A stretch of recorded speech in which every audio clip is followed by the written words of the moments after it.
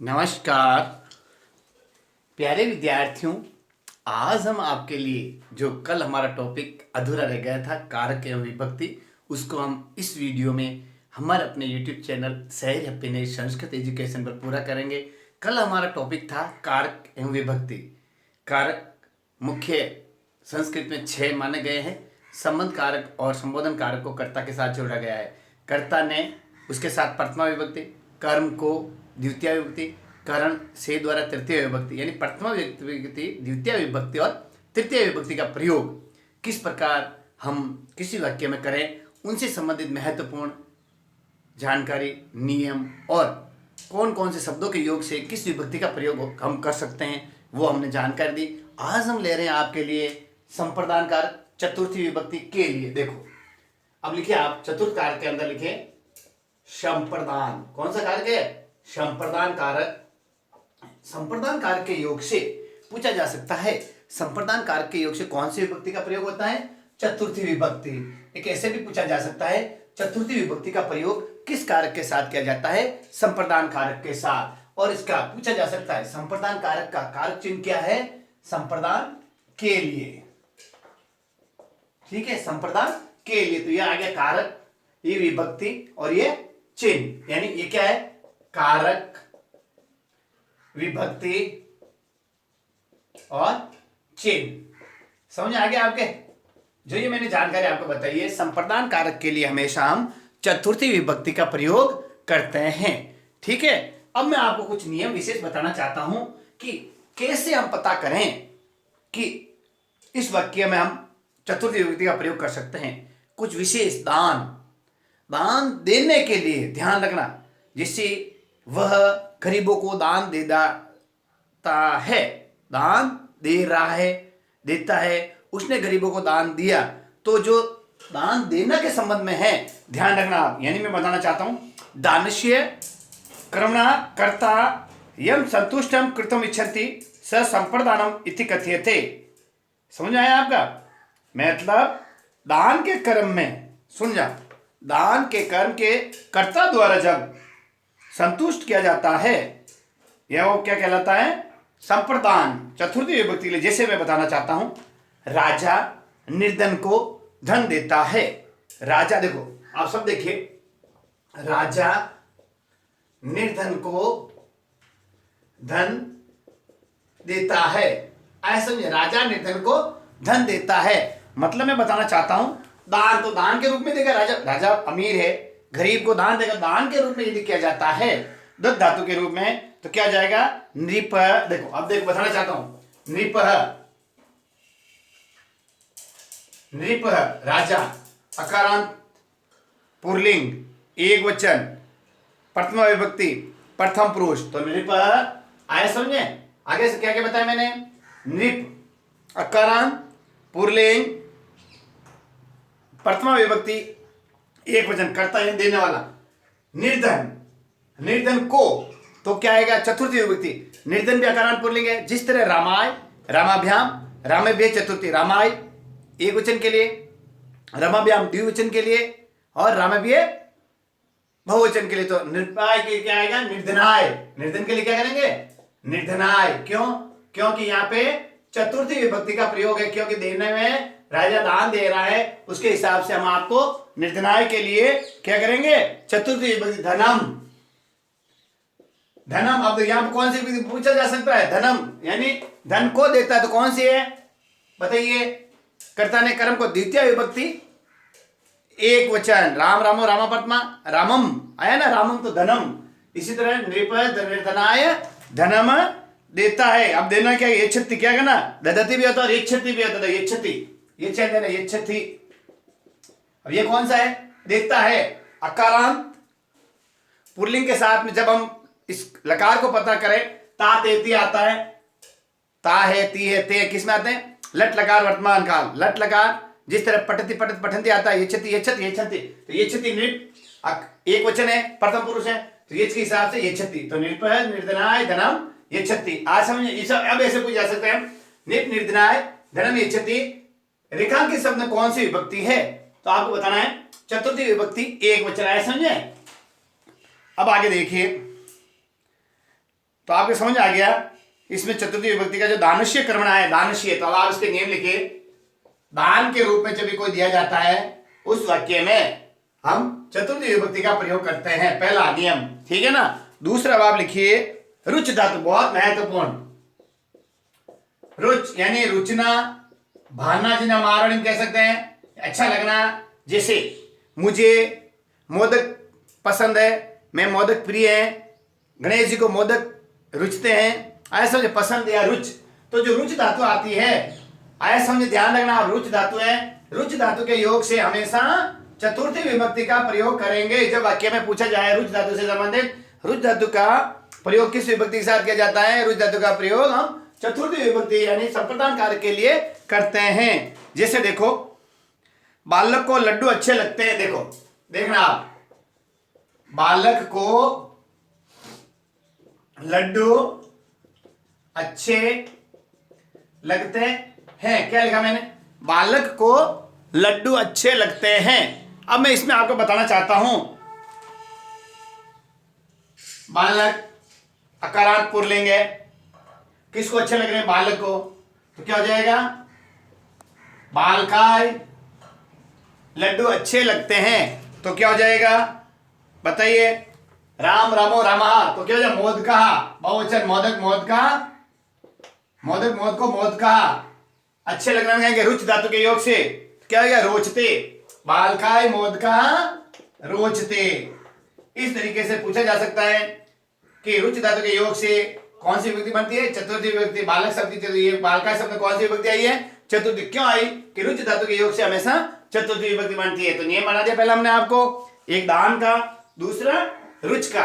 अब ये आप मिटा रहा हूं, समझा रहा हूं उदाहरण सहित आपको।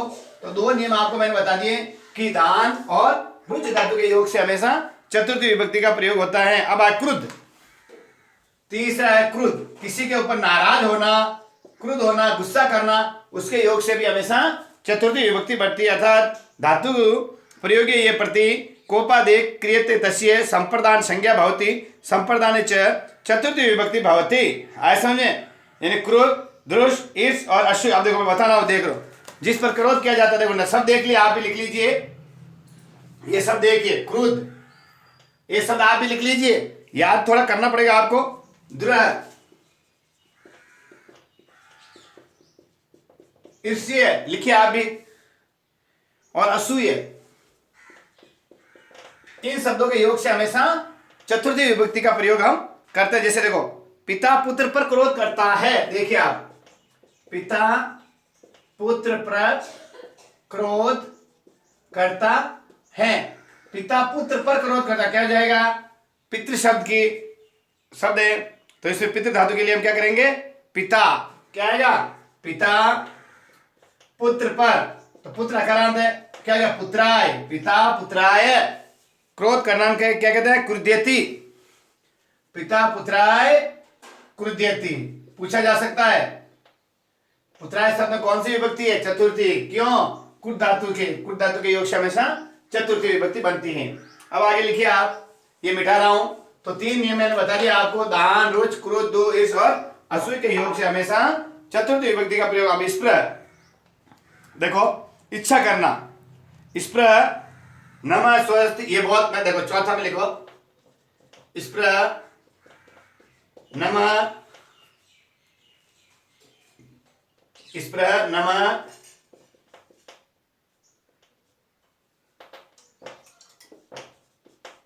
स्वस्ति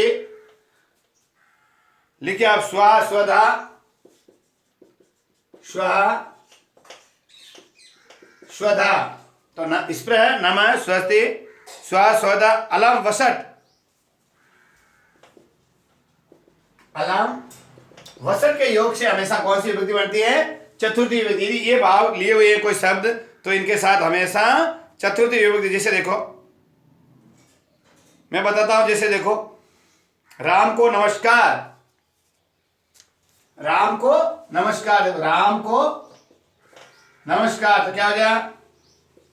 रामाय नमः। क्यों? नम धातु के योग से हमेशा चतुर्थी विभक्ति का प्रयोग करते हैं। आगे आपके समझ में, जैसे देखो, पितरों के लिए हविका दान, तो क्या स्वधा के स्वधा हविका दान होता है, ध्यान रखना आप। तो पितृ भी है स्वधा, स्वधा यानी हविका दान, समझ आए आप। और उसके बाद में स्वाहा आहुति देना, स्वाहा यानी आहुति दे देना, ओम स्वाहा, तो स्वाहा आहुति से संबंधित है। तो जैसे प्रजापति के लिए आहुति के प्रजापति स्वाहा, स्वस्ति यानी कल्याण हो, गणेश का कल्याण हो के लिए गणेशाय स्वस्ति, रमेशाय स्वस्ति, मोहन का कल्याण है तो मोहनाय स्वस्ति। इस प्रकार हमने आपको जो बताया ये सब चतुर्थी विभक्ति से संबंधित इनका प्रयोग करते हैं।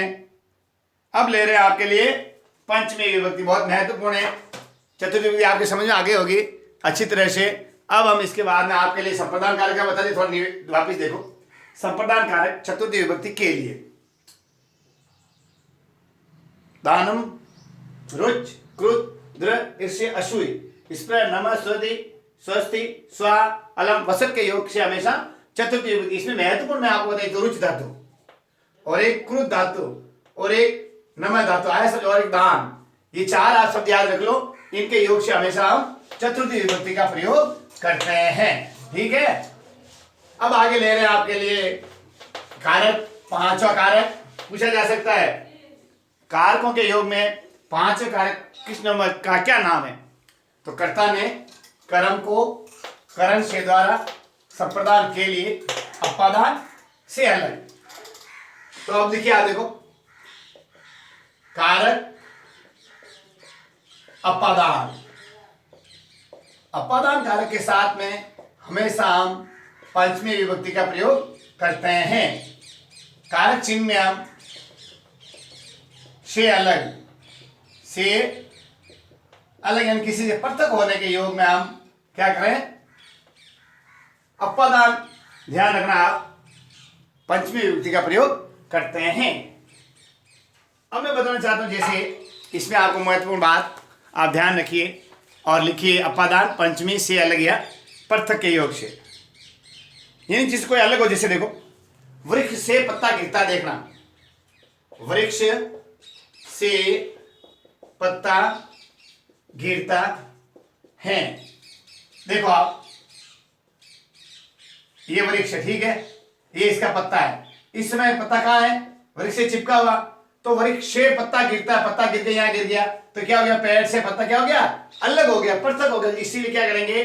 तो देखिए, अपादान पंचमी, वृक्ष अकारांत पुल्लिंग, रमात रमाभ्याम रामेभ्य पंचमी, तो क्या है? वृक्षात, एक वृक्ष है तो वृक्षात पत्ता गिरता है। देखो कितना पत्ता, एक पत्ता बोला, पत्ते गिरते नहीं, पत्ता गिरता है। वृक्षात, तो क्या जाएगा? वृक्षात पत्ता, पत्र है, पत्ता पत्र बोले, फलम फले फलानी, फलम फले फले पत्रम, क्या आएगा? वृक्षात पत्रम, गिरना ने पत कहते हैं, पतति, क्या कहते हैं? वृक्षात पत्रम पतति। अब देखो, इस प्रश्न बता सकता हूं आपको, वृक्षात पत्रम पतति, रेखांकित शब्द में किस विभक्ति का प्रयोग किया गया है? पंचमी विभक्ति। पंचमी विभक्ति किस कारण किया गया? पतति यानी अलग होना, से अलग हो, वृक्ष से पेड़ अलग होने के योग में, पृथक के योग से हमेशा हम पंचमी विभक्ति का प्रयोग करते हैं। आगे समझे, इसका पहला रूल्स लिख लीजिए आप। वृक्ष से पत्ता गिरता है, क्या है संस्कृत? वृक्षात पत्रम पतति। इसका पहला नियम हो गया से अलग, यानी पृथक होने के योग से हम पत्ते पतति। अब देखो, गंगा हिमालयात परभवती, हिमालय से अलग होती है, तो इसलिए उसमें परभवती के योग से भी जब आगे बताऊंगा तो से अलग के लिए, पृथक के लिए हमने आपको बता दे। जैसे देखो, अब भय रक्षण, बहुत महत्वपूर्ण बताना चाहता हूं। भय और रक्षा के योग से जो धातु आती है, अगले दूसरा, भय और रक्ष, ये दो धातु हैं। इन धातुओं के योग से हमेशा पंचमी विभक्ति का प्रयोग करते। जैसे देखो, बालक शेर से डरता है, देखो उदाहरण से समझा रहा हूं आपको मैं। बालक शेर से डरता है। अब यह बालक में पंचमी आएगी, शेर से आएगी। कार्य को डरने वाला कौन है? कहां? बालक। किससे डरता है? शेर से। तो बालक के लिए बालक क्या आएगा? क्या आएगा? रामम, राम के लिए राम, तो बालक।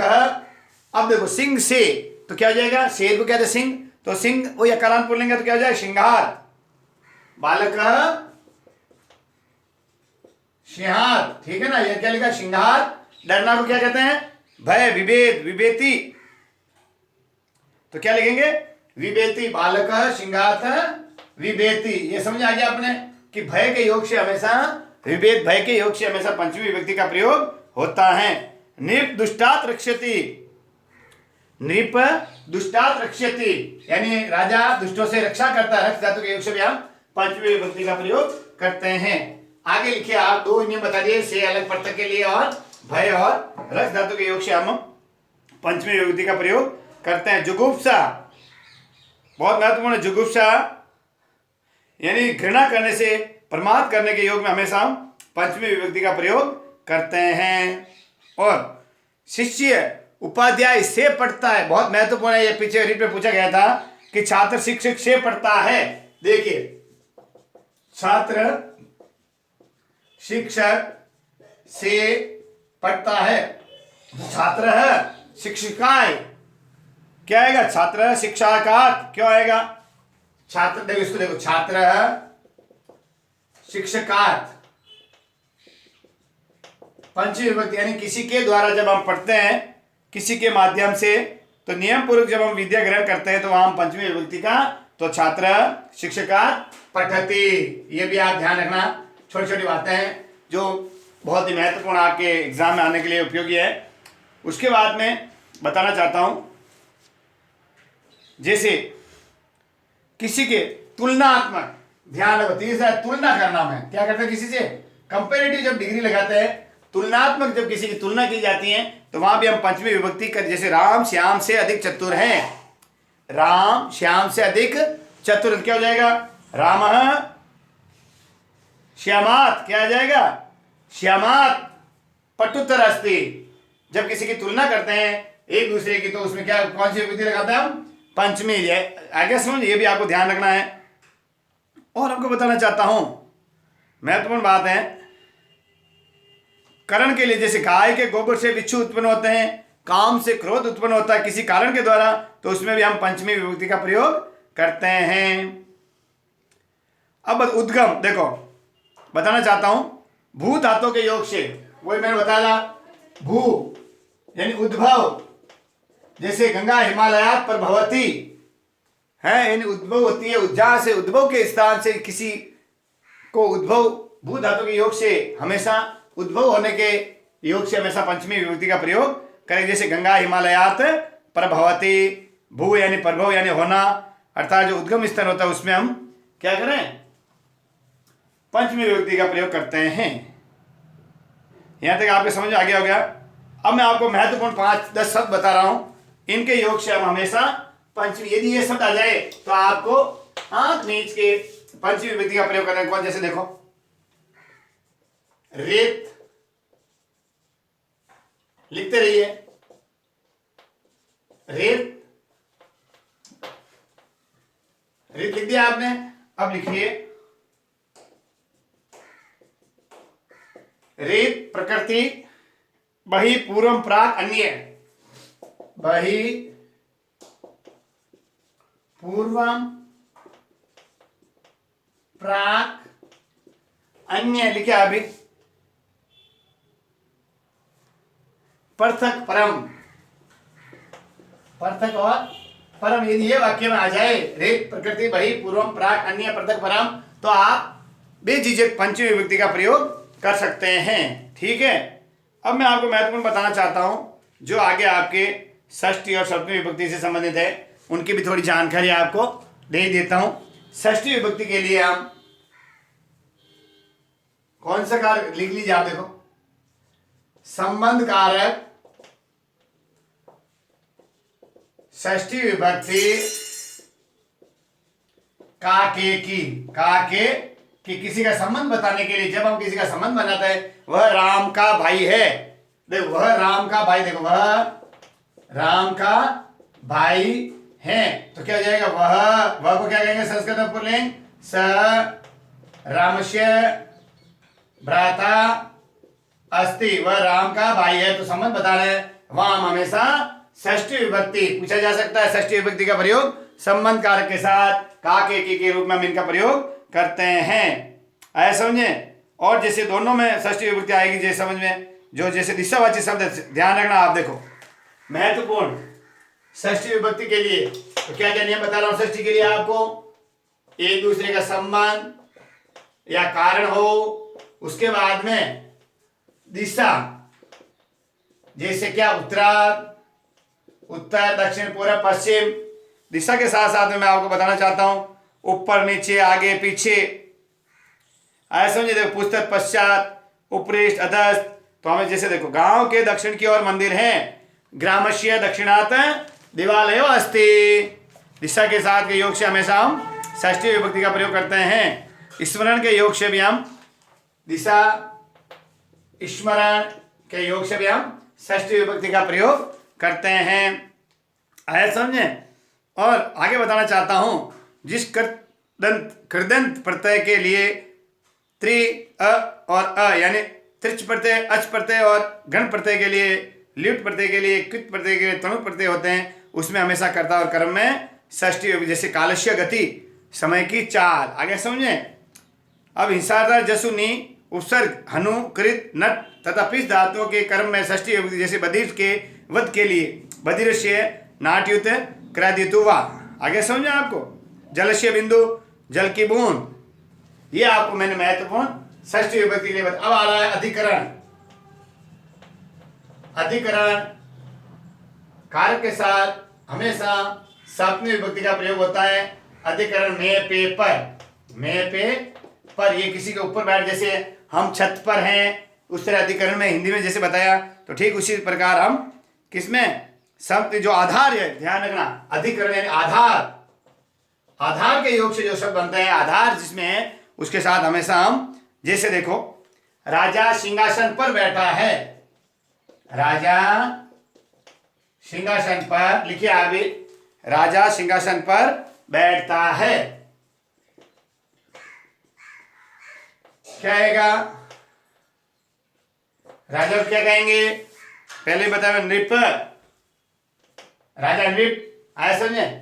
या राजन भी लिख सकते हैं, नृप सिंहासन। तो रामे रामयो रामेशु सपनी, क्या हो जाएगा? रामे की जगह क्या हो जाएगा? सिंहासने। नृप सिंहासने, आ रहा समझे? बैठना, तिष्ठ, तो तिष्ठति।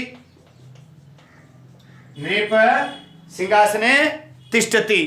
ये आपको अच्छी तरह समझ में आ गया होगा कि किस प्रकार हमने आपको सप्तमी विभक्ति के योग से आपको किस प्रकार से स्नेह, बहुत बढ़िया महत्वपूर्ण बात, आधार और स्नेह, किसी का स्नेह होना, स्नेह के योग से आपके लिए सप्तमी विभक्ति का प्रयोग होगा। जैसे देखो पिता पुत्रे निहति।